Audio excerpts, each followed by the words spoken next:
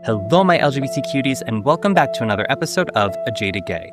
I'm Rob Lovelace, and today we're talking about something that doesn't get nearly enough attention: queer grief.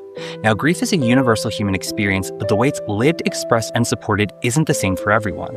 For LGBTQ+ people, grief is often layered with stigma, silence, and loss that society doesn't always recognize as valid, and that's where the concept of queer grief comes in.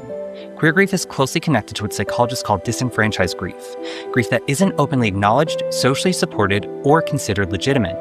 This can include grieving a same-sex partner whose relationship wasn't affirmed, the loss of chosen family, or even the loss of safety, identity, or belonging.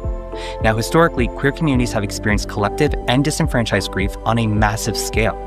One of the most devastating examples is the HIV/AIDS crisis, when stigma and discrimination prevented countless LGBTQ+ people from mourning openly, caring for partners, or even attending funerals. Grief existed, but society refused to make space for it. And while visibility and legal protections have improved, queer grief didn't disappear. Many LGBTQ+ people still grow up in environments shaped by heteronormativity, the assumption that being straight and cisgender is the default, and that othering creates grief long before any single event occurs. Queer grief can include mourning the childhood you didn't get to have, relationships that were hidden or cut short, family connections lost due to rejection, or the constant fear of violence and discrimination. It can also show up in adulthood, especially around dating, breakups, and loss within a smaller, more interconnected community.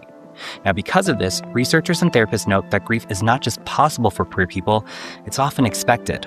Many LGBTQ+ adults find themselves processing grief years later once they finally feel safe enough to slow down. And this is where the idea of a second adolescence comes in. Many queer adults revisit stages of identity exploration, dating, self-expression, and authenticity that were delayed or denied earlier in life.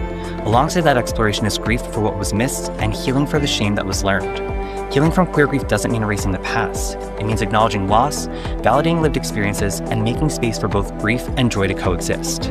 Reflection, community, self-compassion, and affirming mental health support all play a critical role.